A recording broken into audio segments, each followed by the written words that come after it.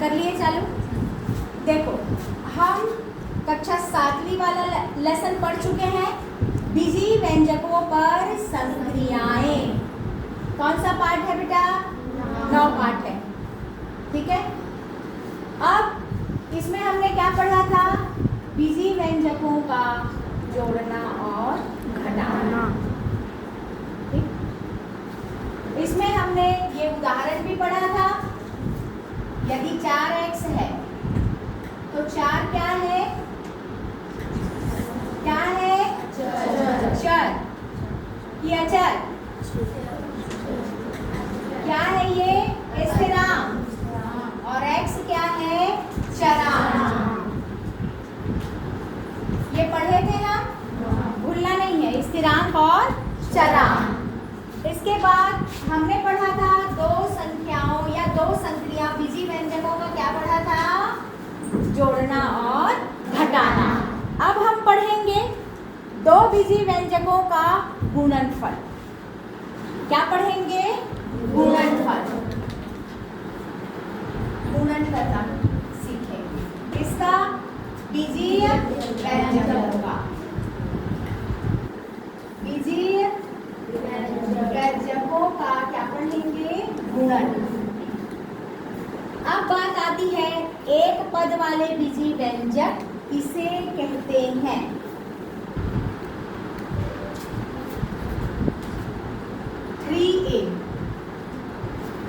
ये एक पद वाले बीजी व्यंजक, एक पद। इसको दो पद वाले बनाने के लिए मुझे बीच में या तो जोड़ना पड़ेगा या घटाना पड़ेगा। ये एक पद और ये दूसरा पद, ठीक। तो कोई भी व्यंजक दो पद वाला कब कहलाता है? जब बीच में क्या रहता है? जोड़ या घटाना। एक, दो। यदि इस पे मैं तीसरा जोड़ूं तो ये 3 पद कहलाएंगे, ठीक है। इतना समझ में आया? अब एक चीज और है इसमें जिसमें बच्चे कंफ्यूज होते हैं।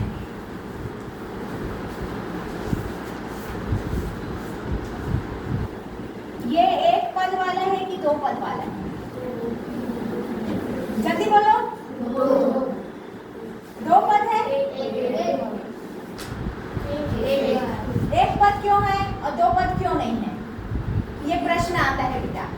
ये एक पद वाला है तो क्यों, और दो पद वाला है तो क्यों? ये एक पद वाला है क्योंकि बीच में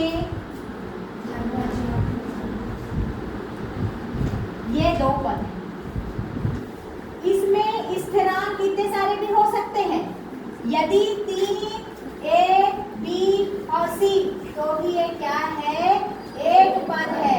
क्यों? क्योंकि A, B और C के बीच में धन या ऋण नहीं है। धन या ऋण होगा तभी वो क्या होगा? एक पद और ये दो। क्लियर है कि अभी भी नहीं समझ में आया? तुमको आया बेटा? हाँ, खड़े होके बोलिए। खड़े हो जाओ। ये एक पद है कि दो पद है? एक पद है। क्यों? क्योंकि A, B और C चरांक है ना? तो ये क्या है? एक पद है क्योंकि बीच में क्या चिन्ह है इसके? गुणा का। कैसे? 3 गुणित A गुणित B गुणित C। ये कितने हो जाएंगे? इसको एक साथ लिखेंगे 3ABC, तो ये क्या हो गया तुम्हारा? एक पद हो गया। इसलिए हमेशा ध्यान में रखो एक पद किसे कहते हैं और दो पद किसे कहते हैं। चलिए हम क्रियाकलाप पे ध्यान दें। क्रियाकलाप नंबर 1 सभी अपनी अपनी पुस्तक पे देखेंगे। क्रियाकलाप नंबर 1 वो देखेंगे। यहाँ पे सभी बच्चे देखें। चलिए क्रियाकलाप नंबर 1 में देखेंगे क्रमांक 1 प्रथम व्यंजक कितना दिया है ऋण 3, द्वितीय व्यंजक कितना दिया है 1। प्रथम व्यंजक का गुणा द्वितीय व्यंजक के साथ करेंगे तो क्या हो जाएगा बेटा -3। यहाँ पर डॉट ए दिया है, देखो गुणा की जगह क्या दिया है डॉट। कक्षा 8वीं में डॉट दिया है और कक्षा 7वीं में देखिए कक्षा 7वीं के पुस्तक में क्या दिया है गुणा ए दिया है। ठीक है, तो यदि आप -3 डॉट ए लिख दें या -3 गुणा ए लिखें, दोनों ही क्या हो जाएगा बराबर होगा। लो बेटा दिखाना, देखिए अब ब्लैक बोर्ड में देखेंगे इसी को। प्रथम व्यंजक -3, द्वितीय व्यंजक 1, प्रथम व्यंजक गुणित द्वितीय व्यंजक, या तो गुणा का चिन्ह भी लगा सकते हैं या डॉट का चिन्ह लगा सकते हैं, दोनों का मतलब एक है। इन दोनों को गुणा करेंगे तो क्या हो जाएगा -3a। कभी कभी संख्याओं को बदल देते हैं, चरांक को पहले लिख दिए और स्थिरांक को बाद में भी लिखेंगे तो भी उत्तर कितना आता है -3a ही आता है। क्लियर? चरांक को पहले स्थिरांक को बाद में, स्थिरांक को पहले चरांक को बाद में, जो भी उसका उत्तर हमेशा एक आता है। क्यों? क्योंकि ये किसका पालन करता है क्रम विनिमेय नियम का पालन करता है। इसीलिए दो राशियों को यदि उलट पलट कर दें, आगे पीछे कर दें, तो उसके उत्तर में कोई भी परिवर्तन नहीं आता है। बिल्कुल कैसे? जैसे जोड़ने में नहीं आता है वैसे ही गुणा में भी नहीं आता है। ठीक है, अब हम आते हैं, तो ये वाला आप हल कर लेंगे, सारे बच्चे हल कर लेंगे इसको, बीजी व्यंजकों के गुणा को। ठीक है, अब हम आते हैं इसका गुणा हम कैसे करेंगे। देखिए एक सवाल है, कक्षा 7वीं की पुस्तक में एक सवाल है, उसे आप ध्यान से देखिए। उदाहरण नंबर है आपका ये वाला। रजनी के पास x मीटर लंबी डोरियां हैं, है ना। रजनी के पास x मीटर लंबी 3 डोरियां हैं। यदि वह प्रत्येक डोरी में 4 मीटर लंबी डोरियां जोड़ देती है तब डोरियों की कुल लंबाई क्या होगी। रजनी के पास, ध्यान से देखेंगे, रजनी के पास कितने मीटर की डोरियां हैं बेटा x मीटर की कितनी डोरियां हैं 3 डोरियां हैं। प्रश्न पहला ये कह रहा है, दिया है, क्या दिया है, रजनी के पास है कितनी डोरियां हैं 3, 1 डोरी, 2 डोरी, 3 डोरी, x मीटर और ये भी क्या है बेटा x मीटर। कितनी डोरियां हैं 1, 2 and 3। अब वो कहते हैं इसमें 4 मीटर और जोड़ दो, बोल रहे हैं क्या 4 मीटर लंबी और जोड़ दीजिए। तो हम क्या करेंगे, 4 मीटर खींचेंगे किससे, स्केल की सहायता से, और इसको हम यहाँ से क्या कर देंगे, ये 4 मीटर है, ये भी 4 मीटर है और ये भी कितना है 4 मीटर है। तो यहाँ से यहाँ तक x है और यहाँ से यहाँ तक 4 है, तो ये कितना हो जाएगा x धन 4 मीटर, ये भी कितना हो जाएगा x धन 4 मीटर और ये भी कितना हो जाएगा बेटा x धन 4 मीटर। ठीक है, अब बोलते हैं उसके पास कितने मीटर की डोरियां हैं, तो हम क्या करेंगे, तीनों को जोड़ देंगे। पहली डोरी x धन 4, दूसरी डोरी x धन 4, तीसरी डोरी x धन 4। हम x वाली संख्या को जोड़ेंगे तो कितना हो जाएगा 1x धन 2x धन 3x। तो सबसे पहले तो हम इसके कोष्टक को तोड़ देंगे। कोष्टक को तोड़ने के बाद अंतर के मान में परिवर्तन नहीं आएगा। क्यों? क्योंकि सभी की सभी क्या है? धनात्मक है। कर दिए? अब x को x के साथ जोड़ो, 1x धन 2x धन 3x। उसी प्रकार 4 को 4 धन 4 8, 8 4 12, 3x धन 12 मीटर उसके पास क्या है? लंबी डोरी है। ठीक है? तो इस तरीके से आप इसे, जिसमें बीजी व्यंजक है, क्यों बीजी व्यंजक है? क्योंकि इसमें चरांक भी है और इसमें स्थिरांक भी है, इसलिए क्या कहलाता है बेटा? ये बीजी व्यंजक कहलाता है। अब चलिए इसके कुछ सवालों को हम देख लेते हैं। आपको समझ में आ गया ना? पहला क्या समझ में आया आपको? एक पद वाले व्यंजक और दो पद वाले व्यंजक आपको समझ में आ गए? चलिए उसको हल करना हम सीखेंगे। सवाल एक आध ले लेते हैं हम।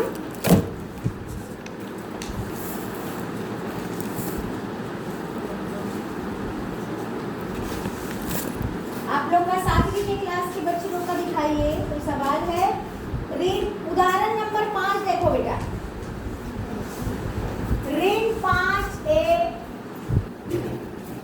का गुणा किससे करना है? 6b धन 3c से का गुणा 6b धन 3c से करना है। बहुत ध्यान से देखेंगे बच्चे, बहुत ध्यान से।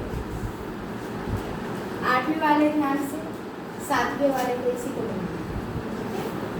चलिए सबसे पहले लिखेंगे हल। प्रश्न को पुनः उतार देंगे। कोष्टक के अंदर की संख्या के साथ कोष्टक के बाहर की संख्या का गुणा। ऋण 5a का गुणा सबसे पहले होगा 6। ठीक, अब बीच में क्या है? धन, और बाहर में क्या है? ऋण। बाहर वाली संख्या का अंदर वाली संख्या के साथ, बाहर वाले चिन्ह का अंदर वाले चिन्ह के साथ। तो ऋण और धन का गुणा होगा तो क्या होगा बेटा? ऋण। 5 का गुणा 3 से, 5 3 15। ठीक है, या तो 5 गुणित 3 भी कर सकते हैं। उसके बाद बाहर में क्या है? a और अंदर में क्या है? c। अब यहाँ पर ये धन है और ये ऋण है, तो क्या हो जाएगा? ऋण और धन ऋण। 5 का गुणा 6 से करेंगे तो कितना आएगा? 5 छक्का 30, a और b। ऋण 5 3 15, a c। बीच वाले गुणा के चिन्ह को, बीच वाले दशमलव के चिन्ह को हटा देंगे। ये भी आपका उत्तर है। इसमें कुछ परेशानी है? कुछ परेशानी है बेटा इसमें? समझ में कुछ परेशानी आ रही? निशान आ गया बेटा? इसमें क्या किया है हम? संख्या का गुणा संख्या से, चरांक का गुणा चरांक से, स्थिरांक का गुणा स्थिरांक से, और चिन्ह का गुणा चिन्ह से। ध्यान रखना है, यदि चिन्ह का गुणा चिन्ह से नहीं किए तो भी आपका उत्तर क्या हो जाएगा? गलत हो जाएगा। अब कोई देखिए, अब अपन 8वीं का एक सवाल हल कर लेते हैं। 7वीं वाले बच्चे देखेंगे कि 8वीं का सवाल कितना कठिन है, जो उनसे नहीं बन पाएगा। हम भी देखें, है ना? चलिए 8वीं की पुस्तक में से हम सवाल, उदाहरण के सवाल निकाल लेते हैं। 2a, ध्यान से देखेंगे सभी बच्चे। 2a का गुणा करना है a धन 2b धन 5c। कितने बच्चों से बन जाएगा ये सवाल? अंदर वाली संख्या के साथ गुणा करके जाना है बाहर वाली संख्या का। कितने बच्चे कर लेंगे? हाथ खड़े करें। गुणा भर करना है, करो हाथ खड़े। हाँ, बनेगा? बनते जाएगा। चलिए सवाल को पुनः उतार लेंगे। 2a का गुणा, कहीं से पीछे से बात करने की बहुत आवाज आ रही है लड़कियों की तरफ से। चलिए उतार लिए। अब ये भी धन है और अंदर वाली पूरी संख्या धन है, इसलिए चिन्हों में कोई भी बदलाव नहीं आएगा। 2a का गुणा करूंगी मैं पहले a से, 2a का गुणा करूंगी पहले a से। अब दोनों का चिन्ह क्या है? धन उतार दी। 2a का गुणा करूंगी किससे? 2b से। फिर चिन्ह क्या है? धन है। 2a का गुणा फिर किससे करूंगी? 5c से। इतना समझ में आया? सातवीं तुम तीनों को आया समझ में? आप तीनों को समझ में आया? इसके बाद हाथ खड़े करोगे कि नहीं करोगे? बना दोगे तो हाथ खड़े होगा कि नहीं होगा? कि ऐसे ही हाँ हाँ बट बोल दिए? क्या करेंगे? यहाँ पे कुछ नहीं है, इसका स्थिरांक छुप के बैठा हुआ है एक। 2 एकम 2, a का गुणा a से तो क्या हो जाएगा? 1 की घात 2 होगा कि नहीं होगा? बीच में चिन्ह है धन का। 2 का गुणा 2 से 2 दूनी 4, a और b। धन 2 पंचे 10, a और c। यही आपका क्या है बेटा? उत्तर है। क्या है? उत्तर। उत्तर बराबर 2a धन 4ab धन 10ac। ये 8वीं का सवाल। क्या 7वीं वाले बच्चों को नहीं आया? कितने बच्चों को आया 7वीं वाले बच्चों को? अपने मन से हाथ खड़े करेंगे। तुमको नहीं आया तो हाथ खड़े क्यों नहीं करती है बेटा? प्रॉब्लम हो रही हाथ खड़े करने में? हाँ हो रही है। आज्ञा बना लेंगे, वही चीज है। 6वीं में 7वीं में भी वही चीज है और 8वीं में भी वही चीज है। चलिए इसके सवालों को हम देखें।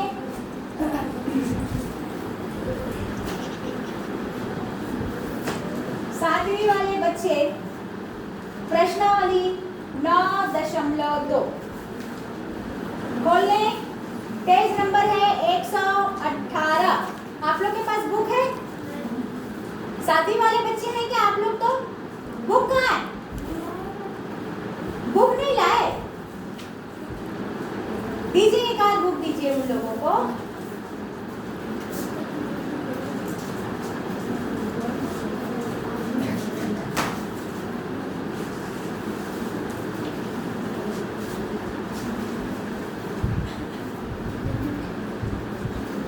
चलिए सवाल नंबर 1 पढ़ेंगे।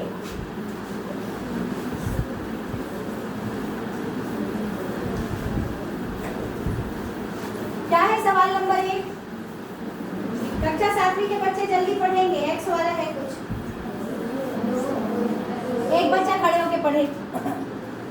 चलो पढ़ो, चलो इसको पढ़ो। 2x 3y कोष्ठक बंद गुणित 2x है तो एक बच्चा अच्छे से पढ़ेंगे। अब इसको देखकर लीली पढ़ बेटा। कोष्ठक 2 गुणित धन 3y कोष्ठक गुणित 2। फिर से पढ़ेंगे।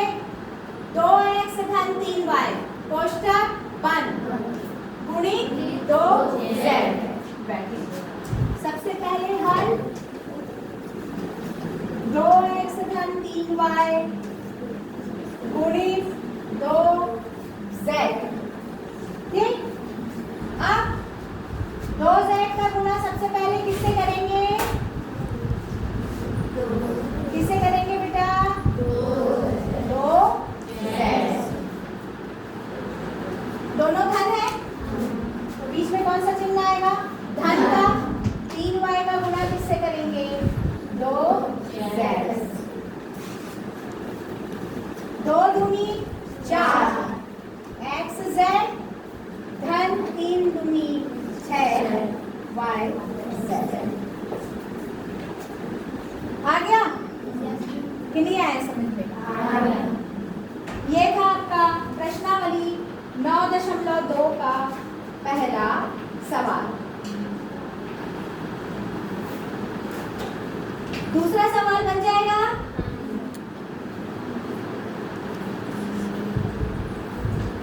पांचवा सवाल करके देखते हैं, ठीक है?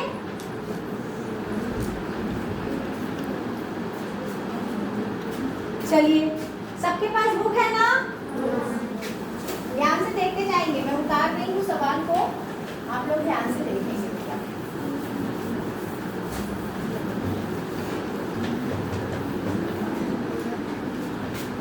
चलिए,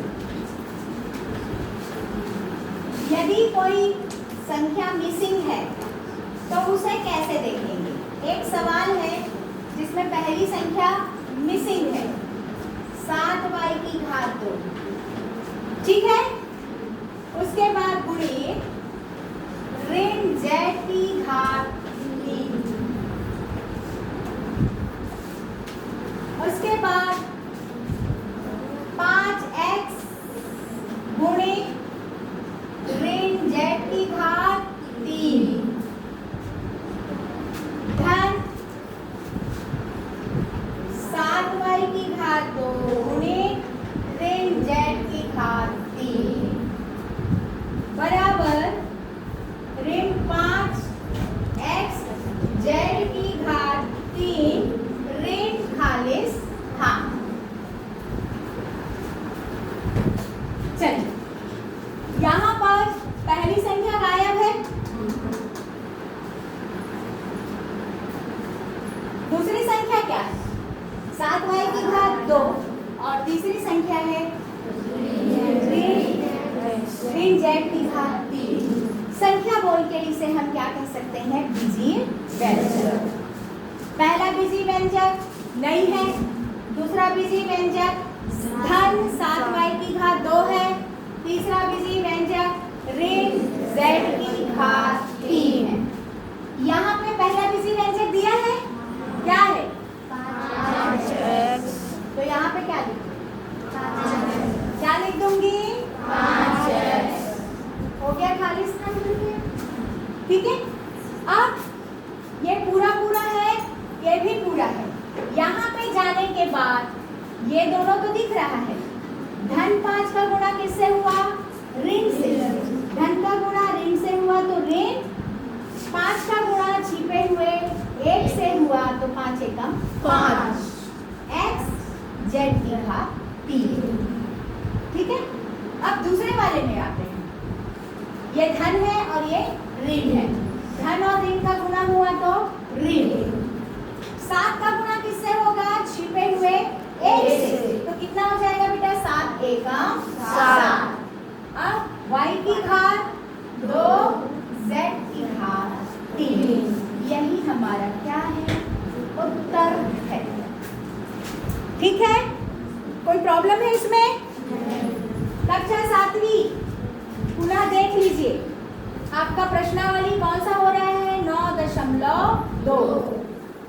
अब हम आते हैं इसी के प्रश्न क्रमांक 2 के पहले प्रश्न पे आते हैं। बोलो तो जल्दी से।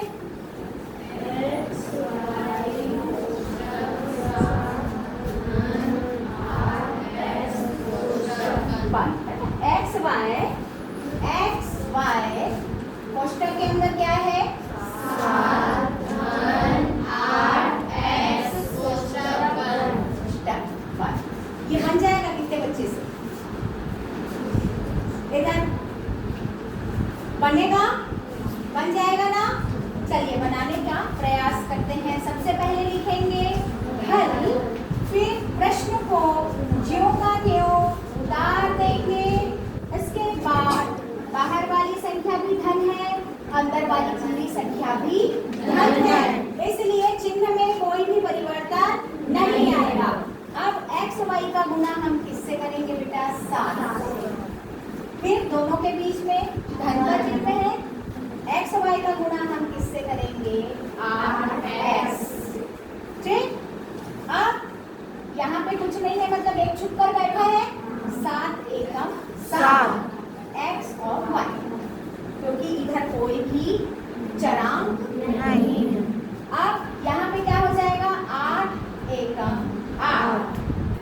भी x है, यहाँ पर भी x है। घातांक के नियम के आधार पे क्या हो जाएगा, यदि आधार समान है तो घातें जुड़ जाएंगे। ये क्या हो जाएगा, x की घात 2 और बचा कौन सा, y। ठीक है, समझ में आया बेटा? ये है, बना लोगे इसे। इसी तरीके से 2-3 सवाल और दिया गया है, इसे हल करना है, बन जाएगा। ठीक है, तो 9.2 आपका क्या हो गया, कंप्लीट हो गया। बना लेंगे कि एक 8 बटे सही वाला बता दे बेटा। देखो आगे वाला सवाल तीसरा भी दिख रहा है और पांचवा भी। कौन सा बताए दोनों में से, जल्दी बोलो। तीसरा बताएं। तीसरा बताएंगे तो पांचवा भी क्या हो जाएगा, अपने आप बन जाएगा। सवालों को देखकर घबराना नहीं है, सवालों को देखकर घबराना नहीं है, सिर्फ अपने को क्या करना है, हल करते जाना है। चलिए, क्या दिया है तीसरा, 1/2 n, कोष्ठक के अंदर में n की घात 3 3/2 n कोष्ठक बंद। कितने बच्चे डर गए, हाथ खड़े करो, आराम से हाथ खड़े करो। हाँ, खड़े करो, खड़े करो। सब बच्चे डर गए, अरे दादी डरपोक बच्चे मेरे, है ना। चलो, डरना नहीं है, कुछ नहीं करना है, बिल्कुल ध्यान से देखते चले जाओ। सबसे पहले फिर से क्या करेंगे बेटा, हम सवाल को उतार देंगे। यहाँ पे घबराने वाली बात पहली इसलिए नहीं है क्योंकि बाहर वाली संख्या भी धन है और अंदर वाली संख्या भी धन है, इसलिए अंदर वाले किसी भी संख्या का चिन्ह या बाहर वाले का चिन्ह नहीं बदलेगा।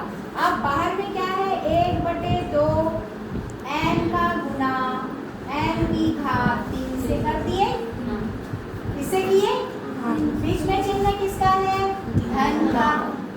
फिर से 1/2 n का गुना हमने किससे किया, 3/2 n से कर दिया। देख, यहाँ पे कुछ नहीं है, छुप कर बैठा है 1, तो 1/2 का गुना 1 से करेंगे तो 1/2 ही आएगा। m का गुना n से करेंगे, m की घात 3 से करेंगे तो 3 और 1 m की घात 4।